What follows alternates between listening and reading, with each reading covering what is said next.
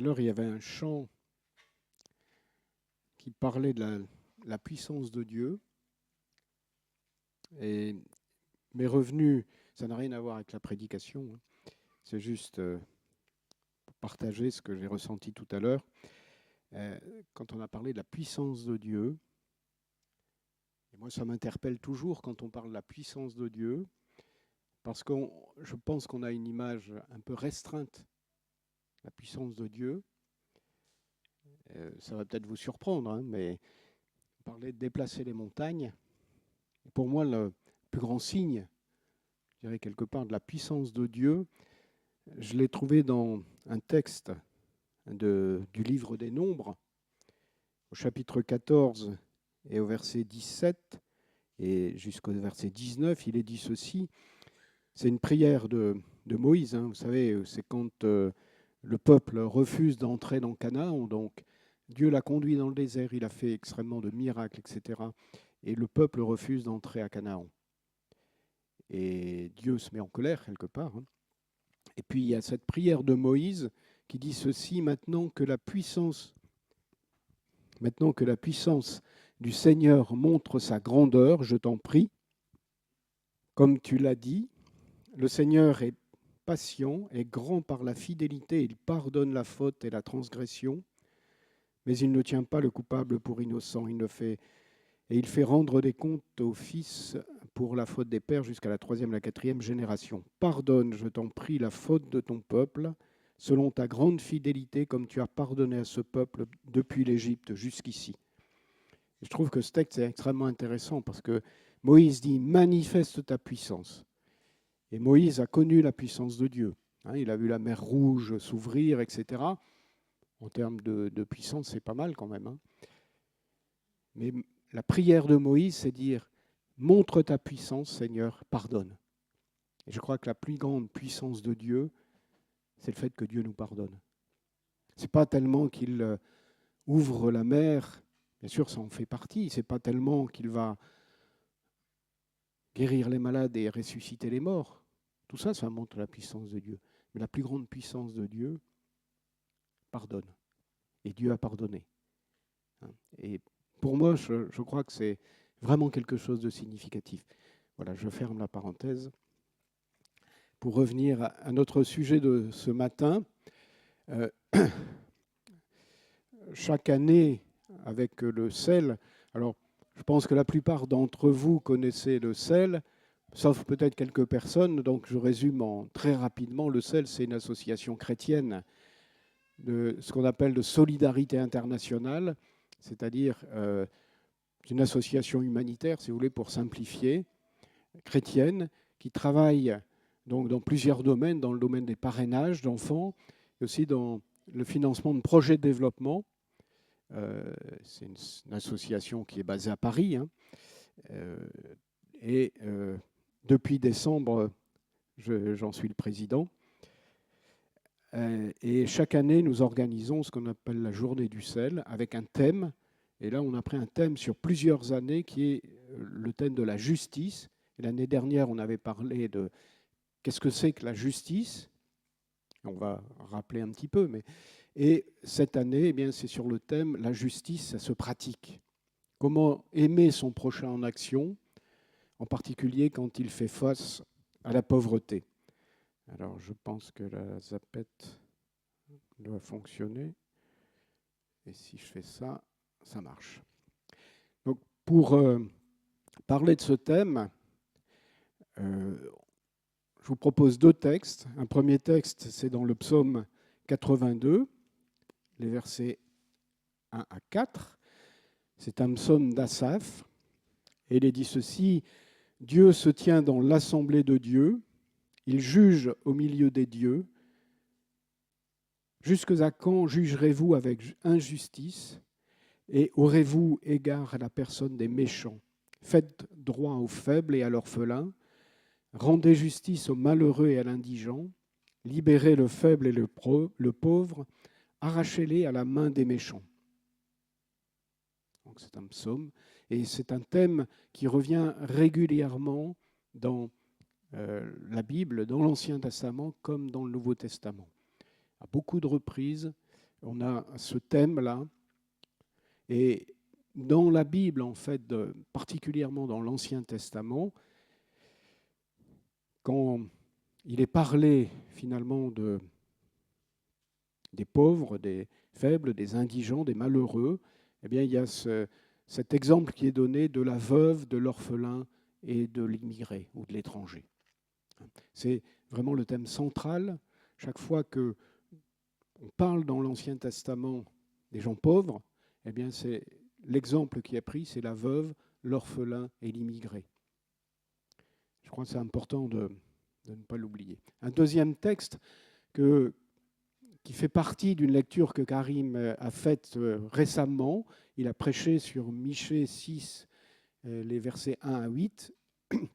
Moi, je voudrais juste revenir sur le verset 8. On t'a fait connaître, ô homme, ce qui est bien, et ce que l'Éternel demande de toi, c'est que tu pratiques la justice, que tu aimes la miséricorde et que tu marches humblement avec ton Dieu. On va y revenir tout à l'heure, mais je crois que là, on a quelque chose aussi de central dans notre vie les uns avec les autres, que ce soit près de chez nous, que ce soit au loin. C'est important, on t'a fait connaître aux hommes ce qui est bien, ce que l'Éternel demande de toi, c'est que tu pratiques la justice, tu aimes la miséricorde et tu marches humblement avec ton Dieu. Il y a là 3 notions qui sont importantes, c'est la justice, la miséricorde et l'humilité. On va y revenir. Alors vous avez tous déjà entendu vos enfants dire « c'est pas juste ». C'est quelque chose qui est courant. C'est pas juste. Même tout petit, les enfants vont dire c'est pas juste. S'ils ont un frère, une sœur, s'ils ont un jumeau, c'est encore pire. Ou une jumelle, c'est encore pire. Hein. Pas toujours, hein, mais quelquefois quand même. C'est pas juste. C'est lui qui l'a eu ou c'est elle qui l'a eu et pas moi. Les enfants ont naturellement la notion de la justice. Alors quelquefois, elle est un petit peu plus ou moins bien interprétée, mais ils ont quand même cette notion de la justice. C'est pas juste. De quelle injustice est-ce qu'on parle? Il y a toutes sortes de pauvretés. Hein, il y a des pauvretés matérielles. Pourquoi est-ce que je n'ai pas les moyens de subvenir à mes besoins? Pourquoi est-ce que je suis seul et abandonné? La pauvreté relationnelle. Vous savez, il y a des pauvretés. On parle de la pauvreté matérielle, mais il y a aussi toutes sortes d'autres pauvretés. La pauvreté relationnelle, pourquoi je suis seul et abandonné, c'est aussi quelque chose d'important. Et on en a autour de nous, on en a près de chez nous, dans notre voisinage, des gens qui sont seuls. La pauvreté existentielle, pourquoi est-ce que je suis si mal en moi-même? Et combien il y a de gens, vous savez, aujourd'hui, il y a un mot qu'on ne connaissait pas il y a encore quelques années, c'est le burn-out. Et aujourd'hui, c'est un mot qu'on entend très souvent. Pourquoi est-ce que je suis si mal en moi-même? Ça montre qu'il y a un vide en soi. C'est ce que disait Pascal, on l'a déjà cité. Il y a dans le cœur de l'homme un vide en forme de Dieu. Mais il y a ce vide. Et enfin, la pauvreté spirituelle. Pourquoi est-ce que je suis sans espérance? On essaie de trouver... Vous savez, je suis assez surpris quand même de voir combien la spiritualité, au sens large du terme, a remplacé ou remplace en partie pour faire simple, les religions. La spiritualité, c'est-à-dire que quand on fait des statistiques, on se rend compte qu'il y a de moins en moins de gens, par exemple dans nos pays occidentaux, qui se disent chrétiens, mais il y a de plus en plus de gens qui cherchent dans toutes sortes de choses à côté. Elles vont se tourner vers des religions orientales, elles vont se tourner vers toutes sortes de spiritualités. L'horoscope, c'est une forme de spiritualité, par exemple. C'est une forme de spiritualité. On cherche quelque chose au-delà du matériel. Donc, toutes sortes de pauvretés dans notre monde, auxquelles nous, en tant que chrétiens, nous avons aussi à faire face. Donc cet homme-là dit ceci: il y a un cri pour la justice qui sort de nos cœurs. Mais de quelle justice parle-t-on? C'est quoi la justice? On parle quelquefois de la justice pénale, celle des juges, des avocats, fondée sur la loi. C'est bien, mais quelquefois aussi, vous savez, on entend souvent telle personne a été acquittée, elle était coupable, elle a été acquittée pour vice de forme, par exemple. Ça pose des questions sur la notion de la justice, mais il y a une justice pénale, une loi qui doit être respectée. Elle est fondée sur cette loi. On peut parler de la justice sociale, cette quête d'égalité, de droit qui sépare le monde entre victimes et coupables. On parle beaucoup en ce moment de la justice sociale. Là aussi, on pourrait en dire beaucoup de choses. La justice populaire, celle qui nourrit les révoltes et renverse les pouvoirs abusifs. Alors, il y a une justice populaire qui peut être bonne, une qui peut être moins bonne, tout dépend de l'intention qui est derrière. On peut prendre l'exemple chez nous, mais aussi en ce moment en Iran, etc. Enfin, la justice morale, qui est idéalisée par notre devise nationale, liberté, égalité, fraternité. On peut dire que c'est la justice morale. En fait, chacune de ces définitions pour être mobilisée par le chrétien pour pratiquer la justice, mais aucun de ces aspects ne dit ce qu'est la justice de Dieu, la justice divine. Et à ce sujet, la Bible nous dit ceci, on trouve ça dans Deutéronome 6, 25, pour nous, la justice sera d'observer et de mettre en pratique tous ces commandements devant l'Éternel notre Dieu, comme il nous l'a commandé. Pour la Bible, la justice, c'est de mettre en pratique les commandements qui nous ont été donnés par Dieu. Et Jésus va le résumer dans l'Évangile, dans ce texte de l'Évangile de Matthieu qu'on connaît bien. Jésus va résumer vraiment ce que c'est que la pratique de la justice devant Dieu. Tu aimeras le Seigneur ton Dieu de tout ton cœur, de toute ton âme, de toute ta pensée. C'est le premier commandement le plus grand, et voici le deuxième qui lui est semblable. Tu aimeras ton prochain comme toi-même. C'est intéressant ce texte aussi. C'est le premier, le plus grand, et il y en a un deuxième qui est aussi grand. Donc il y a deux plus grands commandements. On a un petit... Il faut le remarquer, parce que je dirais que c'est presque un abus de langage en français, mais c'est quand même les deux plus grands. Tu aimeras le Seigneur ton Dieu, et ça c'est la justice de Dieu.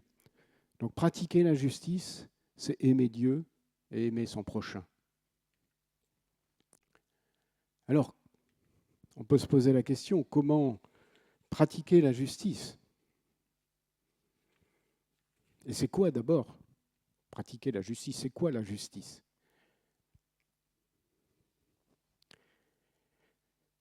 Je crois que pratiquer au sens large la justice, c'est mettre en pratique ce que nous dit Michée.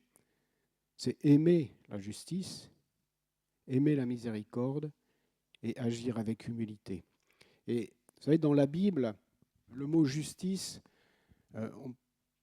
c'est un peu un faux ami. Je ne sais pas si vous avez fait, quand vous étiez au collège ou au lycée, et si vous avez fait de l'anglais par exemple, on vous a parlé des faux amis. Ça ne veut pas dire que c'est un ami qui nous trahit. Un faux ami, c'est un mot dans une certaine langue qui prête à confusion dans notre langue. Alors, excusez la prononciation, mais par exemple, en anglais, le mot journey, on pourrait dire c'est la journée. Non, ce n'est pas la journée, c'est le voyage. Ça, c'est un faux ami. C'est un mot qui, dans une autre langue, ressemble, mais qui n'a pas du tout la même signification. Et le mot justice, eh bien, c'est un peu un faux ami. Parce que pour nous, la justice, c'est la loi et l'application de la loi. Quand vous prenez un PV, eh bien, vous avez commis une infraction, La loi dit, voilà, vous avez commis une faute, pouf, un PV, quel que soit vos revenus, quel que soit votre niveau de vie, etc., vous avez tous le même PV pour la même faute. Hein, ça, c'est la justice telle que nous l'entendons. Dans l'Ancien Testament, il y a plusieurs mots qui sont traduits par droit et justice.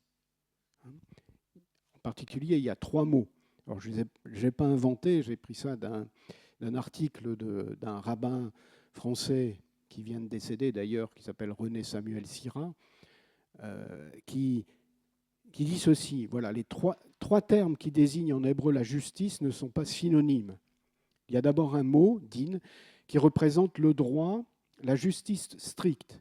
Il doit être rendu par un juge qui est le serviteur de la loi et ne peut y introduire de considérations subjectives, fussent-elles aussi éminentes que la pitié, la compassion, la miséricorde. Le juge n'est pas là pour juger la loi, mais pour l'appliquer strictement. Ça, c'est un peu notre notion de la justice, celle que nous avons, nous, en France. Donc ça, c'est le premier mot en hébreu. Il y a un deuxième mot, et ce deuxième mot, c'est celui qui est employé dans Michée, et qui est en fait le droit tempéré par la miséricorde. Le mérite des uns compense la mauvaise conduite des autres. C'est l'exemple de Sodome et Gomorrhe. Quand Dieu dit à Abraham, je vais détruire Sodome, Abraham dit, mais Seigneur, si seulement il y avait 20 justes, 10 justes, 5 justes. Et Dieu dit, eh bien, si je trouve 10 justes, 5 justes dans Sodome, je ne les détruirai pas. Ça, c'est la justice tempérée par la miséricorde. C'est-à-dire que Dieu ne va pas détruire Sodome parce qu'il y aura 5 justes. En gros, c'est cette notion de dire, eh bien voilà, soit comme au moment de l'Inquisition, punissez-les tous, tuez-les tous, Dieu reconnaîtra les siens. Il y a eu quelqu'un qui a dit ça pendant l'Inquisition. Il s'agissait de tuer les protestants, et comme on ne savait pas s'ils étaient protestants ou pas, d'ailleurs je crois que même pas c'était pas les protestants, il me semble que c'était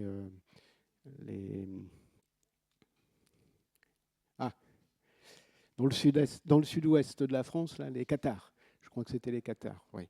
Et quelqu'un a dit, un des chefs a dit, tuez-les tous, Dieu reconnaîtra les siens.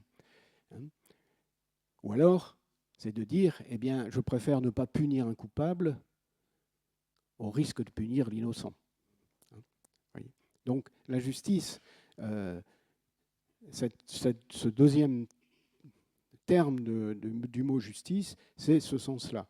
C'est-à-dire que le mérite des uns compense la mauvaise conduite des autres. Et le troisième terme, c'est un mot qu'on connaît, c'est tzedaka, tzedek, Melchisédek, par exemple, c'est roi de justice, donc tzedek.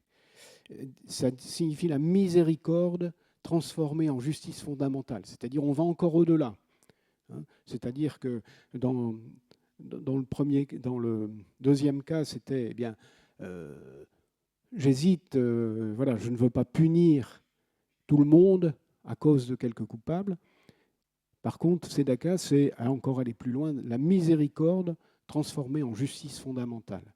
Et la justice de Dieu, c'est ça, c'est la miséricorde transformée en justice fondamentale. Donc, quand Michée dit, eh bien, aime la justice et la miséricorde, eh bien, c'est vraiment, voilà, oui, applique la justice, mais dans la vision de Dieu, c'est-à-dire une vision de miséricorde. Et tu l'appliques avec humilité. Tu l'appliques avec humilité. Et je crois que ça, c'est vraiment les 3 mots qui accompagnent, qui doivent nous conduire dans nos relations, les uns avec les autres, dans l'Église, les uns avec les autres, dans le monde, entre guillemets, et même, finalement, avec la création. Justice, miséricorde et humilité. Alors, comment pratiquer la justice? Je crois que le premier moyen de pratiquer la justice, eh bien, c'est d'abord de partager. Dans Ézéchiel 18,7, il nous est rappelé que l'homme qui est juste donne son pain à celui qui a faim. On se rappelle que dans l'église de Jérusalem, la première église, la toute première église, à la Pentecôte, Pentecôte, le Saint-Esprit descend, Pierre va prêcher, 3000 personnes se convertissent, et après il nous a dit qu'ils avaient tout en commun, ils partageaient tout. Alors bien sûr, c'était une situation un peu particulière, ils étaient convaincus que Jésus allait revenir tout de suite, et donc ils ont créé on pourrait dire que c'était la première diaconie. Vous savez, dans les églises, maintenant, on parle de diaconie, c'est-à-dire c'est créé, c'est typiquement les AFP qui soutiennent tel projet d'épicerie sociale, etc. C'est ça qu'on appelle de la diaconie. Eh bien, l'église de Jérusalem a tout de suite, on a l'impression que le seul but de l'église de Jérusalem, c'était de prêcher l'évangile. Il y avait aussi cette notion de la diaconie. Donc, partager. La deuxième, donc voilà un verset, donc 18,7, Ézéchiel 18,7, dont je viens de parler. Il n'exploite personne, il restitue son gage à celui qui a emprunté de l'argent, il ne commet pas de vol, il donne son pain à celui qui a faim et des vêtements à celui qui n'en a pas. Donc il restitue son gage à celui qui a emprunté de l'argent. Dans l'Ancien Testament, eh bien, quand on prêtait de l'argent à quelqu'un, la personne donnait un gage, par exemple son manteau. Et quand il avait remboursé, on lui rendait son manteau. C'était ça, un gage. Bon, on ne va pas donner trop de détails, mais c'est voilà. Donc, pratiquer la justice en partageant, en posant des limites. Ça peut sembler un peu étonnant, mais une des manières de pratiquer la justice, c'est de poser des limites. Par exemple, limite à l'endettement dans sa durée, limite à l'intéressement, limite à la propriété, limite à l'esclavage, limite dans les rapports entre maître et esclave. Vous allez me dire, c'est plus d'actualité chez nous. Mais dans certains endroits, c'est encore d'actualité.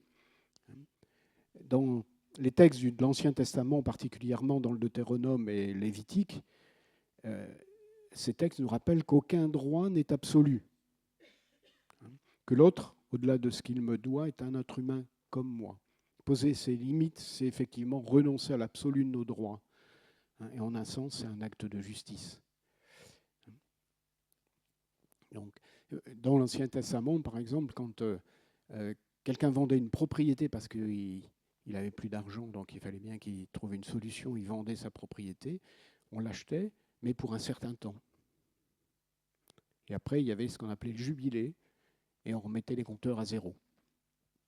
C'était une notion quand même assez intéressante, qui serait un peu compliquée aujourd'hui à mettre en œuvre, mais quand même. En étant également vulnérable, ça veut dire quoi ? Eh bien, pratiquer la justice, c'est partager, se limiter, et il faut aussi accepter que ça nous rend plus vulnérables. On pourrait dire, finalement, qui me nourrira si je me limite et si je partage ?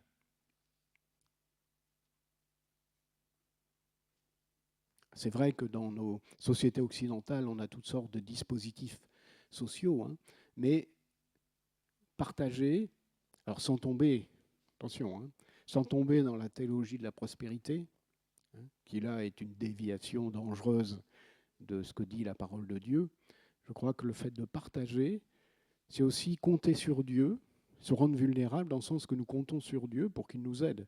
Et compter sur Dieu pour que finalement, ce qu'on donne, eh bien, ne soit pas pour nous, ne nous mette pas en danger quelque part, quoi.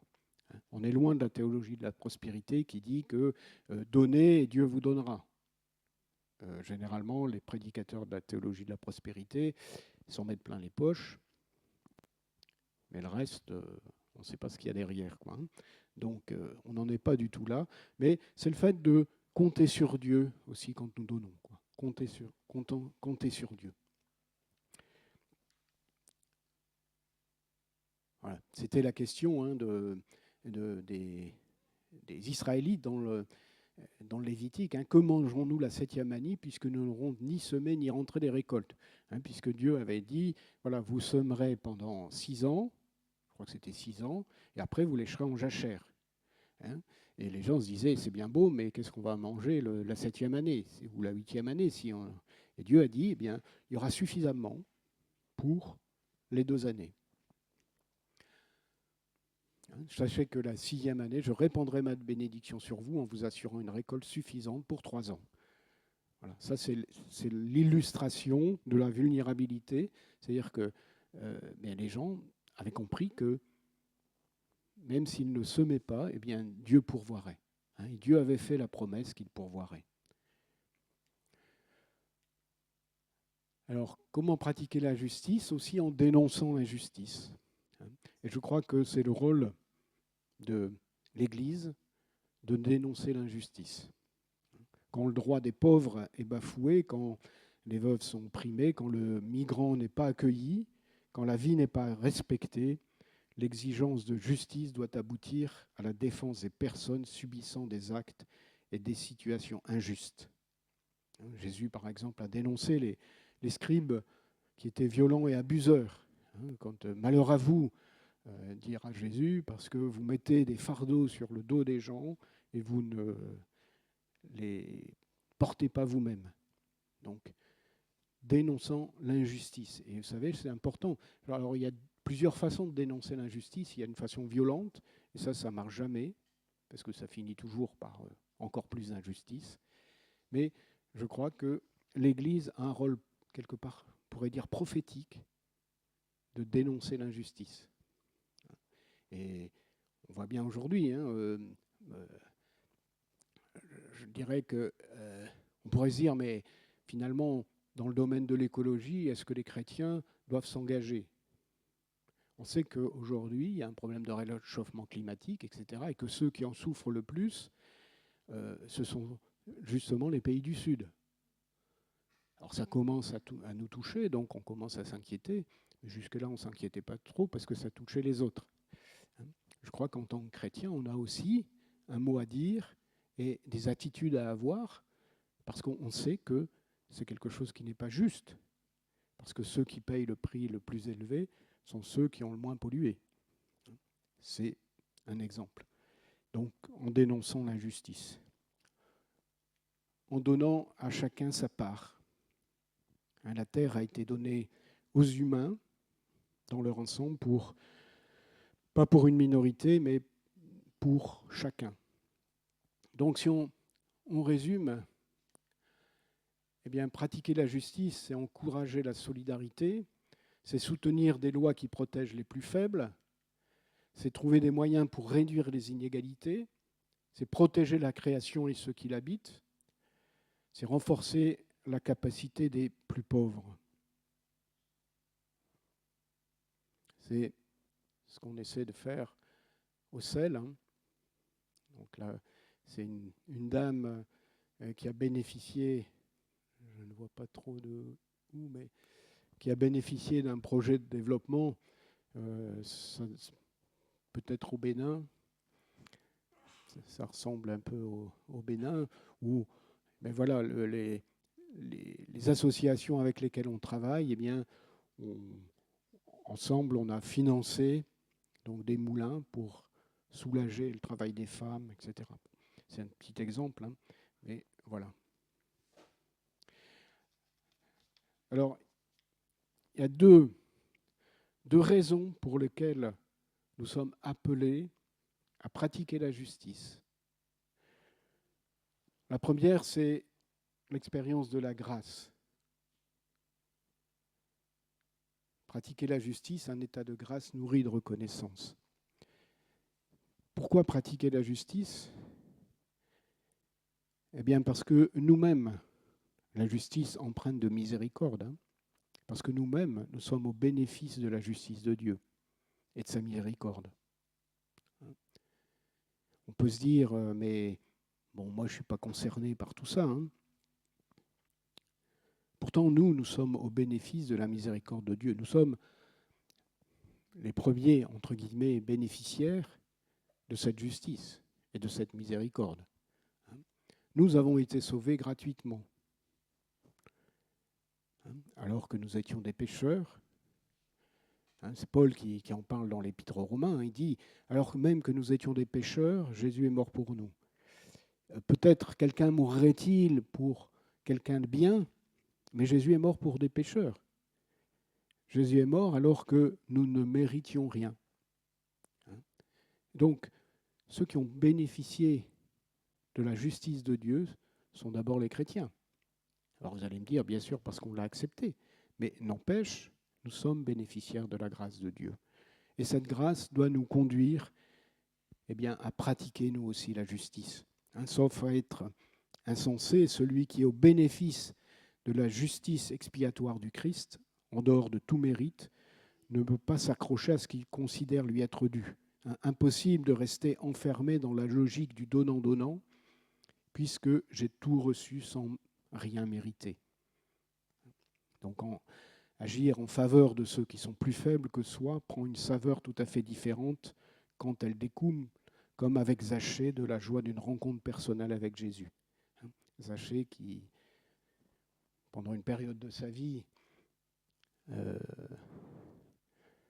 pratiquait, on dirait, une certaine forme de fraude fiscale, puisqu'il percevait les taxes et il s'en mettait une partie dans la poche. Eh bien, grâce à sa rencontre avec Jésus, il va tout changer. Et dire, je donne la moitié aux pauvres. Ça a complètement changé sa vie. Donc, nous sommes bénéficiaires de la grâce de Dieu, de la justice et de la miséricorde de Dieu, et nous sommes appelés à pratiquer cette même justice envers les autres. Et enfin, c'est aussi être témoin de l'espérance. Pratiquer la justice, c'est... Alors, je cherche le mot parce que je ne veux pas dire établir, mais c'est manifester le royaume de Dieu sur la terre alors qu'il n'y est pas encore, complètement. Il y est sans y être. Mais c'est manifester quelque part le royaume de Dieu sur la terre en pratiquant cette justice. Il nous est dit que la création sera libérée de la servitude de la corruption pour avoir part à la liberté glorieuse des enfants de Dieu. Pratiquer la justice, la miséricorde, c'est témoigner de notre espérance que Dieu va un jour rétablir toutes choses. C'est pratiquer la justice, on pourrait dire, c'est vivre les réalités du royaume de Dieu maintenant. L'Église devient la communauté du royaume de Dieu dès le temps présent, bien sûr de façon imparfaite, mais l'Église, ça devrait être en tout cas l'expression du royaume de Dieu dans ce monde déchu. Et nous avons pour ça l'exemple de l'Église, la première Église dans les Actes, et qui en était un parfait exemple. Elle attendait bien sûr le retour du Christ incessamment, mais elle pratiquait cette justice. Idéal de partage, égalité entre tous, refus de toute forme d'injustice au sein de la communauté. L'Église des Actes est une ambassade du royaume de Dieu, un espace où la pratique de la justice annonce la venue du royaume de Dieu. Donc, soyons des ambassadeurs, je dirais, du Seigneur en pratiquant la justice et la miséricorde. Et voilà, c'est le royaume de Dieu qui... Je ne sais plus ce qui est écrit en dessous. Qui s'avance dans le temps. Voilà. Je ne sais pas pourquoi il y a un petit décalage. Et pour terminer, je voudrais simplement vous passer une vidéo donc, qui a été tournée au Congo assez récemment. J'aurai moi-même normalement, je devrais être là-bas au mois de septembre. J'y suis allé déjà 3 fois ou 4 fois, mais je devrais y être nouveau en septembre. Donc c'est une vidéo qui a été tournée là-bas. Ce qui est intéressant, vous verrez, il y a une jeune, la jeune qui est directrice de l'association, du CEPROMOR, qui s'appelle Sarah. Et c'est intéressant parce que, dommage que Karim n'est pas là, mais il doit connaître Alors peut-être que tu la connais aussi. Il y a sa sœur qui est maintenant pasteur à Paris, Dorcas. Et d'ailleurs, c'est pour la petite histoire, au congrès de la Fédération Baptiste, c'est elle qui va présider le culte du samedi matin, le dernier culte. Et donc, vous voyez, toutes les interactions qu'on peut avoir, c'est quand même intéressant. Donc, je vous propose simplement de regarder cette vidéo. Et puis, voilà, après, on terminera par les annonces. Et donc, si vous voulez plus de renseignements après sur le sel, ben, n'hésitez pas, je suis à votre disposition. Donc, on va voir si ça démarre. Avec le son. Ouais. Parfait.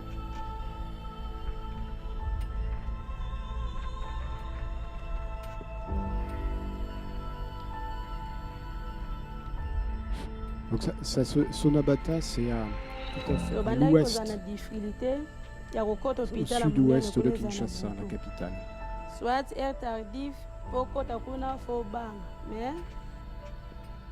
pouvait nous appeler pour nous dire que non, telle femme voulait aller accoucher, mais il a succombé en cours de route à cause d'une complication d'accouchement.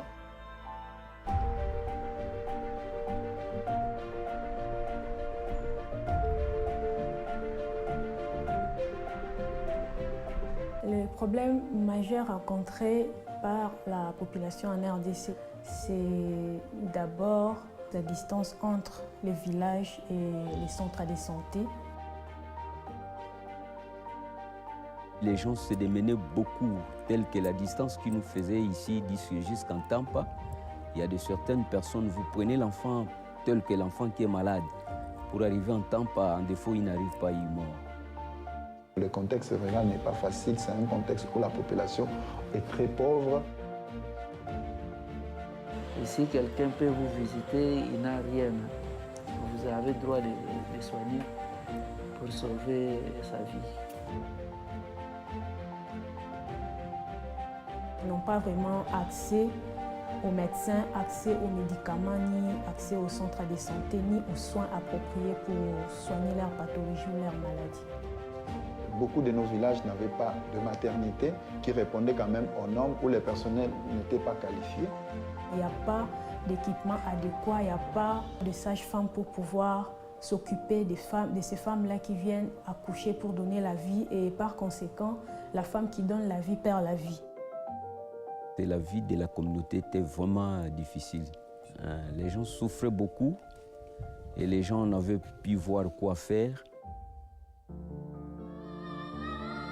Croyons qu'un monde meilleur est possible, tout le monde serait en bonne santé, où tout le monde prendrait soin de lui-même. Un monde meilleur où toutes les conditions seront réunies pour que tout le monde puisse avoir accès à des infrastructures sanitaires de qualité et aussi à des soins appropriés. Notre rôle, c'est quoi? Nous sommes là pour défendre la communauté, pour veiller au bien-être de la population. Alors, le CEPROMOR s'est fixé comme objectif d'améliorer l'accès à la santé, à l'eau, à l'hygiène et à l'assainissement dans des villages et aussi d'améliorer l'état nutritionnel des enfants. Nous avons construit des centres de santé qui soient vraiment proches des villages.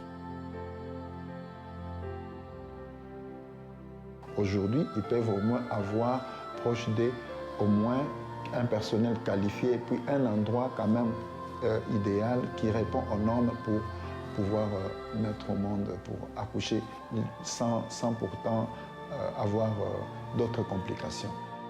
Nous avons au moins plus de 6 centres de santé mère et enfants. Aujourd'hui, ces centres de santé aident quand même nos populations à pouvoir avoir un accès vraiment facile, géographique, par rapport à ça. Au niveau des maternités, il y a nos mamans qui mettent au monde là-bas, ils sont là dans de bonnes conditions. Il y a des salles viables qui sont là, donc nos mamans sont vraiment à l'aise. Toutes les conditions sont réunies vraiment pour qu'il y ait une bonne avancement de notre communauté. Lorsque quelqu'un vient dans un centre de santé, si tout est là, il y a même des matériels, ça va.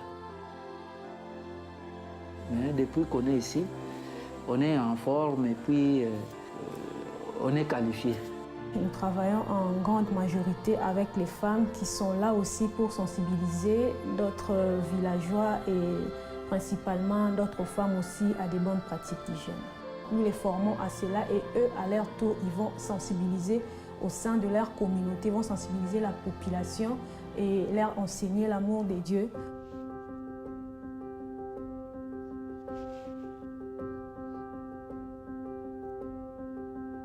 Avec ces programmes, aujourd'hui, nous avons des résultats palpables sur terrain. Mais pour le moment, ma communauté est comme les clubs sont dans centre. Soit est tardif, pour takuna fo banga, mais tandis que le principe aux en a facilité à côté à un centre. C'est ça qui a rendu un peu la vie de la population un peu à l'aise. Nous avons notre bâtiment à nous, nous avons des installations hygiéniques, des douches, tout ça. Avec ces beaux bâtiments, avec toutes ces bonnes installations, c'est ce qui nous amène beaucoup de malades. Le centre est embelli, il y a des matelas, il y a de l'électricité. Il y a de l'eau, mais les malades, nos malades ici ne descendent plus à la rivière, il y a des citernes partout. Donc les conditions sont améliorées vraiment. Il y a un grand changement par rapport à la population. Les gens ont trouvé la vie. Souci que ba obayaka awate bayaka. Pour avantage nango bacheli yango biso nde batozana ba quartier.